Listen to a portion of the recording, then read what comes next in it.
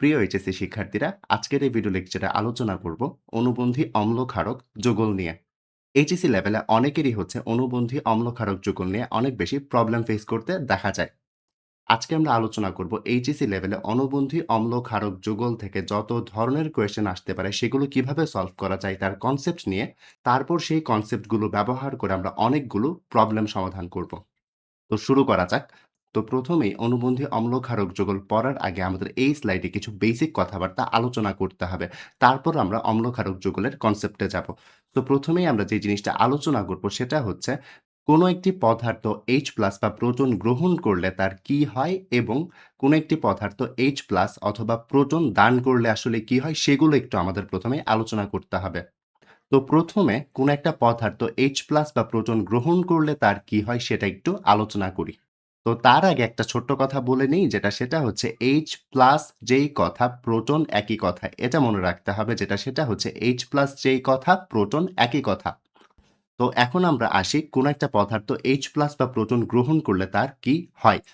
কোনো একটা পদার্থ যখন H+ গ্রহণ করবে বা প্রোটন গ্রহণ করবে তখন সেই পদার্থের একটি H বেড়ে যায় এবং তার ধনাত্মক চার্জ ১ বৃদ্ধি পাবে। কিরকম? ধরা যাক আমার কাছে অ্যামোনিয়া রয়েছে। তো আমি অ্যামোনিয়ার সাথে একটা প্রোটন যুক্ত করতে চাচ্ছি। তো অ্যামোনিয়ার সাথে যদি আমি একটা প্রোটন যুক্ত করি তাহলে আমার কি উৎপন্ন হবে? তাহলে আমার যেটি করতে হবে H+ একটি অ্যামোনিয়াতে বাড়াতে হবে এবং একটি ধনাত্মক চার্জ বাড়াতে হবে। কিরকম? যেমন অ্যামোনিয়া যেটা আছে তার সাথে যদি আমি চাই একটা প্রোটন যুক্ত করাতে তাহলে আমার কি করতে হবে? একটা H বাড়িয়ে লিখতে হবে এবং একটা ধনাত্মক চার্জ অ্যামোনিয়ার সাথে যুক্ত করতে হবে। অর্থাৎ আমাকে NH4+ লিখতে হবে। কি করেছি? আমি একটু মুছে জিনিসটি আবার দেখাচ্ছি যে এখানে কি হয়েছে। এখানে বেসিক্যালি আমি যেটা করেছি, এখানে অ্যামোনিয়া ছিল। অ্যামোনিয়ার সাথে যখন আমি একটা প্রোটন যুক্ত করেছি তখন আমি কি করেছি? একটা H হচ্ছে বাড়িয়ে লিখিয়েছি অ্যামোনিয়াতে, রাইট? এবং তার চার্জ ছিল আগে ০, তাকে আমি একটা প্লাস বাড়িয়ে লিখেছি অর্থাৎ +1 লিখেছি অর্থাৎ NH4+ লিখেছি। That's it. আরেকটা এক্সাম্পল নিয়ে দেখা যাক জিনিসটা। ধরা যাক আমি ক্লোরাইড বা Cl- যেটি আছে তার সাথে আমি একটা প্রোটন যুক্ত করব। অর্থাৎ সে একটা H+ বা প্রোটন গ্রহণ করবে।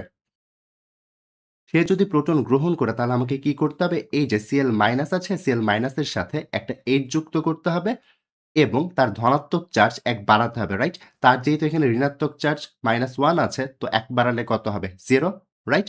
তাই আমি এখানে আর কিছু তার চার্জ লিখিনি। অর্থাৎ এখানে সে প্রোটন যুক্ত করলে বা প্রোটন গ্রহণ করলে Cl- কি তৈরি করবে? HCl তৈরি করবে। দেন আরেকটা এক্সাম্পল ধরা যাক। ধরা যাক HS- রয়েছে। তার সাথে আমি একটা প্রোটন যুক্ত করব। তো তার সাথে যদি আমি একটা প্রোটন যুক্ত করি আমাকে কি করতে হবে? তার সাথে প্রোটন যুক্ত করলে প্রথমেই তার একটা কি করতে হবে? H বাড়িয়ে লিখতে হবে। বর্তমানে তার কাছে H আছে একটা। তো আমি H2 লিখলাম এবং S যে পার্টটুকু রয়েছে সেটা লিখলাম। আর কি করতে হবে? আর হচ্ছে এখানে মাইনাস আছে একটা কিন্তু আমার মাইনাস লিখা যাবে না। কেন লিখা যাবে না? কারণ আমি ধনাত্মক চার্জ ১ বাড়াবো যখন প্রোটন যুক্ত করব বা H+ যুক্ত করব। তো আগে যেহেতু চার্জ ছিল মাইনাস, এখন ১ বাড়ালে কত হবে? 0 হবে। অর্থাৎ আমার H2S হবে হচ্ছে তার বর্তমান অবস্থা। অর্থাৎ এই ক্ষেত্রে আমাদের যেটা পাওয়া যাবে সেটা হচ্ছে H2S হচ্ছে আমরা এই ক্ষেত্রে পাবো। তো এই ছিল প্রোটন গ্রহণ করলে যে অবস্থা হবে সেটা। এবার আসি প্রোটন দান করলে বা H+ দান করলে কি হবে? H+ দান করলে এই যে H+ গ্রহণ করলে যে কাজটি করতে হয়, H+ দান করলে তার অপোজিট কাজটি করতে হবে। অর্থাৎ H+ যখন দান করবে তখন একটি H কমাতে হবে এবং ধনাত্মক চার্জ ১ কমাতে হবে। কিরকম? ধরা যাক আমার কাছে HCl আছে। তো HCl যেহেতু আছে সে কি করছে? প্রোটন দান করছে বা ছেড়ে দিচ্ছে, তাই তো? তো প্রোটন যদি সে ছেড়ে দেয় তার কি হবে? তার একটা H কম লিখতে হবে আর ধনাত্মক চার্জ ১ কমিয়ে লিখব। আরেকটা প্রোটন বের হয়ে যাবে। That's it. আরেকটা এক্সাম্পল নেয়া যাক। ধরা যাক আমি হচ্ছে H2S যেটি আছে তার থেকে একটা প্রোটন সরাবো বা একটা H+ সরাবো। তাহলে কি করতে হবে? এখানে একটা H কমিয়ে লিখতে হবে। কমিয়ে লিখলাম এবং তার একটা ধনাত্মক চার্জ কমাতে হবে, রাইট? তো আমরা দেখতে পাচ্ছি এখানে তার কোনো চার্জ নেই অর্থাৎ 0 রয়েছে। তার থেকে ১ কমালে কত হবে? -1 হবে, তাই তো? তাই -1 টা লিখেছি। তো এগুলো আসলে অনেক বেসিক কথাবার্তা। আমি আশা করি তোমরা এগুলো আগে থেকেই জানো। বাট তারপরেও হচ্ছে সবাই যাতে বুঝতে পারো তাই এই কনসেপ্ট গুলো আরেকটু রিমাইন্ডার দিয়ে দেওয়া। কারণ আমি চাচ্ছি অণুবন্ধী অম্ল ক্ষারক যৌগের এই ভিডিও লেকচার দেখার পর তোমাদের যাতে আর কোনো প্রবলেম না থাকে। দ্যাটস হোয়াই এত বেসিক থেকে শুরু করা। তো এখান থেকে তোমরা চাইলে আরেকটা কনসেপ্ট ক্লিয়ার হয়ে রাখতে পারো যেটা তোমরা আগে থেকেই জানো সেটা হচ্ছে আমরা জানি কোন একটা পদার্থ যখন জলীয় দ্রবণে H+ গ্রহণ করে তখন আমরা তাদেরকে বলি ক্ষারক। কি বললাম? জলীয় দ্রবণে যারা H+ গ্রহণ করে তারা হচ্ছে ক্ষারক। অন্যদিকে জলীয় দ্রবণে যারা H+ দান করে তাদেরকে আমরা বলি অম্ল, রাইট? যেটা আমরা পেয়েছিলাম ব্রনস্টেড-লাউরির তত্ত্ব থেকে। ব্রনস্টেড-লাউরির তত্ত্ব মতে যারা জলীয় দ্রবণে প্রোটন গ্রহণ করবে তারা ক্ষারক, যারা প্রোটন দান করবে জলীয় দ্রবণে তারা হচ্ছে অম্ল। তো এই ক্ষেত্রে যেহেতু অ্যামোনিয়া একটা প্রোটন গ্রহণ করলো, তাই অ্যামোনিয়া হচ্ছে একটা ক্ষারক। অ্যামোনিয়া কি? অ্যামোনিয়া হচ্ছে একটা ক্ষারক। Cl- যেহেতু একটা প্রোটন গ্রহণ করে HCl হলো, তার মানে হচ্ছে Cl- আর একটা ক্ষারক। সিমিলার ওয়েতে HS- যেহেতু একটা প্রোটন গ্রহণ করে H2S এ রূপান্তর হলো, তার মানে HS- ও হচ্ছে একটি ক্ষারক। তো এই ছিল ক্ষারকের ব্যাপার-স্যাপার। এবার আসি অম্লের ব্যাপারে। আমরা জানি যারা প্রোটন দান করতে পারে বা H+ দান করতে পারে বা ছেড়ে দেয় তারা হচ্ছে অম্ল। তো এখানে যেহেতু HCl একটা প্রোটন ছেড়ে Cl- এ কনভার্ট হলো, তার মানে HCl হচ্ছে একটা অম্ল। সিমিলার ওয়েতে H2S যেহেতু একটা H+ বা প্রোটন ছেড়ে দিয়ে HS- এ কনভার্ট হলো, তার মানে H2S হচ্ছে একটা অম্ল। আশা করি এই বেসিক কথাবার্তাগুলো তোমরা সবাই বুঝতে পেরেছ। এখন আমরা ডিরেক্টলি চলে যাব অণুবন্ধী অম্ল ক্ষার যৌগের যে কনসেপ্ট আছে সেটাতে। তো অণুবন্ধী অম্ল ক্ষার কনসেপ্টটা এখন আমরা শুরু করতে যাচ্ছি। তো অণুবন্ধী অম্লক্ষারক যৌগটা আসলে কি? ধরো তোমার কাছে একটা অম্ল রয়েছে অর্থাৎ HCl আছে। তার সাথে তুমি পানি যুক্ত করেছ। পানি যুক্ত করলে দেখা যায় নিম্নোক্ত বিক্রিয়াটি হয়। এখানে H3O+ এবং Cl- তৈরি হয়। তো এখন যদি একটু খেয়াল করো এখানে HCl এর সাথে Cl- এর একটা সম্পর্ক আছে। সম্পর্কটা কেমন দেখো? এখানে HCl থেকে যদি একটা প্রোটন সরিয়ে ফেলো তাহলেই কিন্তু আমরা Cl- পাবো, রাইট? অন্যদিকে Cl- এর সাথে আমরা যদি একটা প্রোটন যুক্ত করি তাহলেই কিন্তু আমরা HCl পেয়ে যাব। তাই তো? অর্থাৎ আমরা বলতে পারি এখানে HCl এর সাথে Cl- এর শুধুমাত্র একটা প্রোটনের পার্থক্য রয়েছে। রাইট? তো সেইম ওয়েতে আমরা যদি হচ্ছে এখানে অন্য যে উপাদানটি রয়েছে অর্থাৎ এখানে আমরা যেটা বলতে চাচ্ছি সেটি হচ্ছে H2O যেটি রয়েছে তার সাথেও কিন্তু H3O+ এর একটা সম্পর্ক রয়েছে। কিরকম সম্পর্ক সেটা যদি এখন একটু বলতে যাই একটু খেয়াল করো। এখানে H2O এর সাথে H3O+ এর একটা সম্পর্ক যেটা সেটা হচ্ছে H2O যখন একটা প্রোটন গ্রহণ করবে তখনই কিন্তু সে H3O+ এ কনভার্ট হবে। সিমিলার ওয়েতে H3O+ যখন একটা প্রোটন ছেড়ে দিবে তখনই কিন্তু সে H2O তে কনভার্ট হবে। রাইট? সো এই ব্যাপারটা আশা করি তোমরা সবাই ধরতে পেরেছ। এখন আমরা মেইনলি অণুবন্ধী অম্লক্ষারকের যে কনসেপ্টটা আছে সেটাতে আমরা ডিরেক্টলি এখন মুভ করতে পারি। তো কি যেন বলেছিলাম যে HCl এর সাথে Cl- এর শুধুমাত্র একটা প্রোটনের পার্থক্য। সিমিলার ওয়েতে H2O এর সাথে H3O+ এরও হচ্ছে শুধুমাত্র একটা প্রোটনের পার্থক্য। তার মানে এখানে HCl এর সাথে Cl- এর একটা সম্পর্ক আছে। সেম ওয়েতে H2O এর সাথে H3O+ এরও একটা সম্পর্ক আছে। রাইট? তাই আমি এই লাইনটাকে এভাবে দেখাচ্ছি যে HCl এর সাথে হচ্ছে আমার Cl- এর একটা সম্পর্ক আছে। তো এখানে যেহেতু আমরা দেখতে পাচ্ছি HCl থেকে একটা প্রোটন ছেড়ে দিয়ে Cl- হয়েছে, তার মানে এখানে HCl কাজ করছে অম্ল হিসেবে। কারণ অম্ল H+ ছেড়ে দেয়। আর অন্যদিকে Cl- যেহেতু একটা প্রোটন বা H+ গ্রহণ করে HCl এ কনভার্ট হয়ে গেল, তার মানে Cl- এখানে কাজ করছে ক্ষারক হিসেবে। রাইট? Cl- এখানে কি হিসেবে কাজ করছে? ক্ষারক হিসেবে। কেন? কারণ সে H+ গ্রহণ করেছে।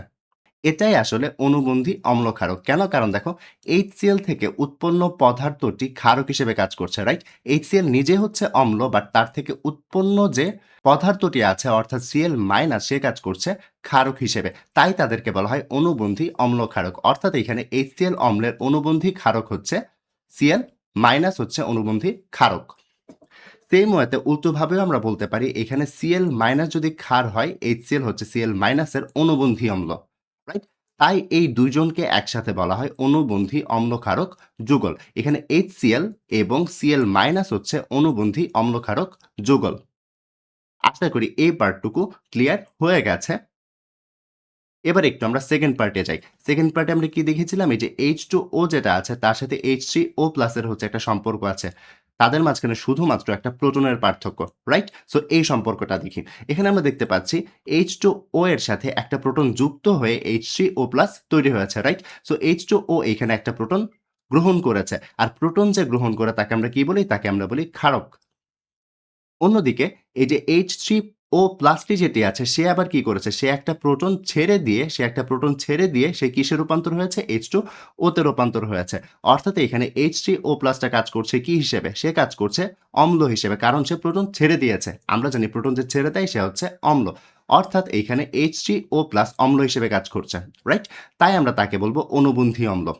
অর্থাৎ এখানে H2O যদি ক্ষারক হয় তার থেকে উৎপন্ন যে উপাদানটি আছে বা পদার্থটি আছে সে কাজ করছে আবার অম্ল হিসেবে। তাই তাদেরকে বলা হয় অনুবন্ধী অম্লক্ষারক যুগল। অর্থাৎ এইখানে H2O ক্ষারকের অনুবন্ধী অম্ল হচ্ছে H3O। সিমিলার ওয়েতে H3O যেটি আছে, এই যে H3O যেটি আছে তার আবার হচ্ছে অনুবন্ধী ক্ষারক হচ্ছে H2O। আশা করি অনুবন্ধী অম্লক্ষারক যুগলের কনসেপ্টটা ক্লিয়ার হয়ে গেছে। তো আমরা আরেকটা এক্সাম্পল নিয়ে এই কনসেপ্টটা আরেকটু ক্লিয়ার করি। ধরা যাক আমার কাছে H2S গ্যাস রয়েছে, অর্থাৎ হাইড্রোজেন সালফাইড গ্যাস রয়েছে। তার সাথে আমি অ্যামোনিয়া যুক্ত করলাম। হাইড্রোজেন সালফাইড এবং অ্যামোনিয়া বিক্রিয়া করে তারা যেটি উৎপন্ন করে সেটি হচ্ছে অ্যামোনিয়াম প্লাস এবং HS মাইনাস।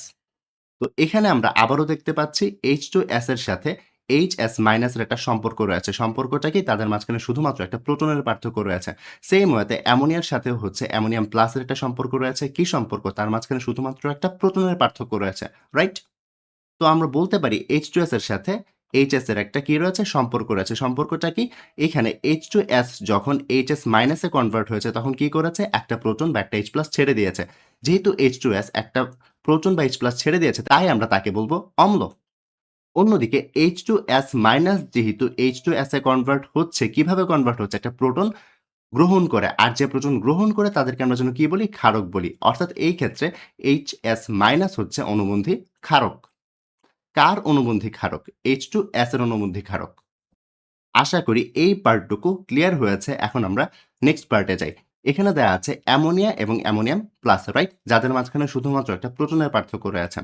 তো এখানে দেখতে পাচ্ছি অ্যামোনিয়া থেকে অ্যামোনিয়াম 4+ হয়েছে একটা প্রোটন গ্রহণ করে। আর প্রোটন যারা গ্রহণ করে তাদেরকে আমরা বলি ক্ষারক। অর্থাৎ এইখানে অ্যামোনিয়া হচ্ছে ক্ষারক। সিমিলার ওয়েতে এইখানে যে অ্যামোনিয়াম প্লাস আছে তাকে যদি অ্যামোনিয়াতে রূপান্তরিত হতে হয় তাকে কি করতে হবে? একটা প্রোটন ছেড়ে দিতে হবে। আর প্রোটন কে ছাড়বে? অম্ল ছাড়বে। তাই তাকে বলা হয় অনুবন্ধী অম্ল। আশা করি অনুবন্ধী অম্ল ক্ষারক যুগলের যে কনসেপ্টটি ছিল সেগুলো ক্লিয়ার হয়েছে।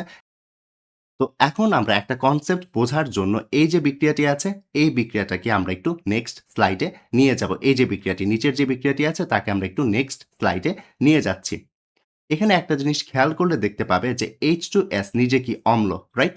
অম্লের কি আছে? অনুবন্ধী ক্ষারক আছে। অন্যদিকে অ্যামোনিয়াম 4+ টা কি? অনুবন্ধী অম্ল, রাইট? কার অনুবন্ধী অম্ল? ক্ষারকের অনুবন্ধী অম্ল। এখানে আমি আসলে বোঝাতে চাচ্ছি যেটা সেটা হচ্ছে অম্লের থাকে অনুবন্ধী ক্ষারক আর ক্ষারকের থাকে অনুবন্ধী অম্ল। মানে বিপরীত থাকে। অর্থাৎ অম্লের থাকবে কি? অনুবন্ধী ক্ষারক এবং ক্ষারকের থাকবে কি? অনুবন্ধী অম্ল। কখনো এমন শুনবে না যে অম্লের হচ্ছে অনুবন্ধী অম্ল রয়েছে। আবার কখনো এমন শুনবে না যে ক্ষারকের হচ্ছে অনুবন্ধী ক্ষারক রয়েছে। সবসময় হচ্ছে অম্লের অনুবন্ধী ক্ষারকই হয় এবং ক্ষারকের অনুবন্ধী অম্লই হয়। আশা করি এই ব্যাপারটা বুঝতে পেরেছ। তো আমি একটু এই ব্যাপারটা একটু নিচে লিখছি যেটা সেটা হচ্ছে অম্লের থাকে অনুবন্ধী ক্ষারক এবং ক্ষারকের থাকে অনুবন্ধী অম্ল। কখনোই এটা পসিবল না যে অম্লের অনুবন্ধী অম্ল থাকবে। ক্ষারকের অনুবন্ধী ক্ষারক থাকবে, এটা কখনো পসিবল হবে না। অর্থাৎ কি পসিবল হবে? অম্লের থাকবে অনুবন্ধী ক্ষারক এবং ক্ষারকের থাকবে অনুবন্ধী অম্ল। তো এই কথাটা একটু মনে রাখতে হবে কারণ এখন আমরা লাস্ট যে স্লাইড আজকের ক্লাস লেকচারে সেখানে অনেক প্রবলেম সলভ করব যেটা সলভ করতে আমাদের এই জিনিসটা লাগবে। সো এই ব্যাপারটাকে আমরা একটু ওই স্লাইডে নিয়ে যাচ্ছি। এখন আমরা অনেকগুলো প্রবলেম সলভ করব। তো এই স্লাইডে ৪ টা প্রশ্ন রাখা আছে। ৪ টা প্রশ্ন থেকে ৪ টা জিনিস জানতে চেয়েছে এগুলো আমরা এখন সলভ করব। এগুলো বেসিক্যালি আমাদের এমসিকিউতে প্রচুর পরিমাণ আসে। প্রত্যেক বছর ১ টা না ২ টা এমসিকিউ এখান থেকে থাকেই থাকে বোর্ড কোয়েশ্চেনে। তো একটু খেয়াল করো। ১ম এ আমরা ৪ টা প্রশ্ন বুঝে নিই। এখানে বলা আছে অনুবন্ধী অম্ল কোনটি? তুমি সবসময় মনে রাখবে যার অনুবন্ধী অম্ল বের করতে বলা হয়েছে তার মানে সে নিজে ক্ষারক। কি বললাম? ধরো অনুবন্ধী অম্ল বের করতে বলা হয়েছে তার মানে সে নিজে ক্ষারক। যদি বলা হয় অনুবন্ধী ক্ষারক বের করো তার মানে সে নিজে অম্ল, অর্থাৎ উল্টোটি। সেম ওয়েতে দেখো এখানে কি বলেছে Cl- এর অনুবন্ধী অম্ল কোনটি? তার মানে সে নিজে হচ্ছে ক্ষারক। সিমিলার ওয়েতে এখানে অনুবন্ধী ক্ষারক জানতে চাওয়া হয়েছে কার? H2S এর। তার মানে H2S নিজে হচ্ছে অম্ল। লাস্ট কোয়েশ্চেনটি খেয়াল করো এখানে বলা আছে অনুবন্ধী ক্ষারক বের করতে। কার বের করতে? NH4+ এর। তার মানে NH4+ নিজে কি? নিজে হচ্ছে অম্ল। কারণ আমরা পড়ে এসেছি অম্লের থাকে অনুবন্ধী ক্ষারক, ক্ষারকের থাকে অনুবন্ধী অম্ল। তাই। তো এত না পেঁচিয়ে আমরা ডিরেক্টলি কি করব?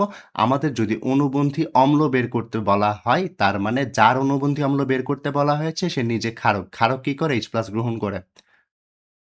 যার অনুবন্ধী অম্ল বের করতে বলা হয়েছে সে নিজে কি? সে নিজে ক্ষারক। ক্ষারক কি করে? H+ বা প্রোটন গ্রহণ করে। যার অনুবন্ধী ক্ষারক বের করতে বলা হয়েছে সে নিজে কি? অম্ল। অম্ল কি করে? H+ বা প্রোটন ছেড়ে দেয়। যার অনুবন্ধী ক্ষারক বের করতে বলা হয়েছে সে নিজে কি? অম্ল। অম্ল কি করে? H+ বা প্রোটন ছেড়ে দেয়। তো চলো এখন এই প্রশ্নগুলো আমরা একটু সমাধান করি। প্রথম প্রশ্নটিতে আসি। কি বলা হয়েছে? অনুবন্ধী অম্ল বের করতে। কার? H- এর। তার মানে H- হচ্ছে নিজে ক্ষারক, রাইট? সো H- যেহেতু ক্ষারক তার সাথে একটা প্রোটন যোগ করতে হবে। প্রোটন যোগ করে কি তৈরি করবে? H2S তৈরি করবে। H2S কেন তৈরি করেছে? আগে পড়ে এসেছি যখনই H+ যোগ করব, পদার্থের সাথে একটা H যুক্ত হবে এবং তার যে চার্জ রয়েছে তার সাথে আমার কি করতে হবে? তার চার্জ ১ বাড়াতে হবে। অর্থাৎ এখানে আমার চার্জ ১ বাড়ালে কত হবে? ০ হবে। আগে ছিল -1 এখন ১ যোগ করলে ০ হবে। অর্থাৎ এখানে HS- এর অনুবন্ধী অম্ল কোনটা? H2S অর্থাৎ H2S হচ্ছে আমাদের অ্যান্সার। এবার আসি দ্বিতীয় প্রশ্নে। এখানে বলা আছে Cl- এর অনুবন্ধী অম্ল কোনটি? দেখো অনুবন্ধী অম্ল জানতে চেয়েছে। তার মানে সে নিজে হচ্ছে ক্ষারক। ক্ষারক কি করে? ক্ষারক হচ্ছে H+ বা প্রোটন গ্রহণ করে। আর H+ বা প্রোটন গ্রহণ করে কিভাবে লিখতে হয় তা কিন্তু আমরা শিখে এসেছি। রাইট? Cl- যেহেতু এখানে ক্ষারক হিসেবে কাজ করছে সে কি করবে? একটা H+ গ্রহণ করবে। H+ গ্রহণ করে HCl তৈরি করবে, রাইট? আর এখানে কেন হচ্ছে চার্জ একটা বাড়িয়েছি? কারণ দেখো এখানে Cl- ছিল। তার সাথে যখন আমরা প্রোটন যোগ করব চার্জ ১ বাড়াতে হবে। বাড়ালে ০ হবে। তাই হচ্ছে এটা করেছি। অর্থাৎ এই ক্ষেত্রে আমাদের অনুবন্ধী অম্ল Cl- এর অনুবন্ধী অম্ল হচ্ছে HCl। এবার আসি 3rd প্রশ্নে। এখানে বলা আছে অনুবন্ধী ক্ষারক বের করতে। কার? H2S এর। H2S এর যেহেতু অনুবন্ধী ক্ষারক বের করব তার মানে H2S নিজে কি? অম্ল। অম্ল কি করে? H+ ছেড়ে দেয়। H+ ছেড়ে কি তৈরি করবে? HS-, right? অর্থাৎ এই ক্ষেত্রে HS- তৈরি হচ্ছে।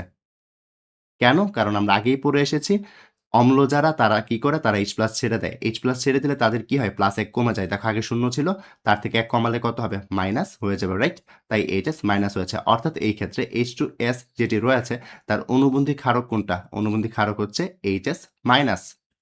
এবার আসি শেষের কোয়েশ্চেনটিতে। এখানে কি বলা আছে? অনুবন্ধী ক্ষারক বের করতে। কার অনুবন্ধী ক্ষারক বের করতে বলা হয়েছে? NH4+ এর, রাইট? তার মানে NH4+ নিজে কি? অম্ল। অম্ল কি করে? H+ ছেড়ে দেয়। H+ ছাড়লে কি হবে? একটা প্লাস চার্জ কমে যাবে এবং একটা হাইড্রোজেন বের হয়ে যাবে, তাই তো? অর্থাৎ একটা হাইড্রোজেন কমাবো আর একটা প্লাস চার্জ কমাবো, তাই তো? তো NH4+ থেকে যদি একটা H সরিয়ে নেই, কি লিখতে হবে? NH3 লিখতে হবে। আর আগে ছিল +1 একটা প্লাস কমিয়ে ফেললে কত হবে? 0 থাকবে, তাই তো? তাই কোনো চার্জ লিখিনি। অর্থাৎ এখানে NH4+ যেটি রয়েছে তার অনুবন্ধী ক্ষারক কোনটি? NH3 অর্থাৎ এই ক্ষেত্রে আমাদের অ্যান্সারটি হচ্ছে NH3। আশা করি অনুবন্ধী অম্ল ক্ষারকের কনসেপ্টগুলো তোমরা ধরতে পেরেছ। যদি কোনো প্রবলেম থাকে আমাকে কমেন্ট বক্সে জানিয়ে দিতে পারো।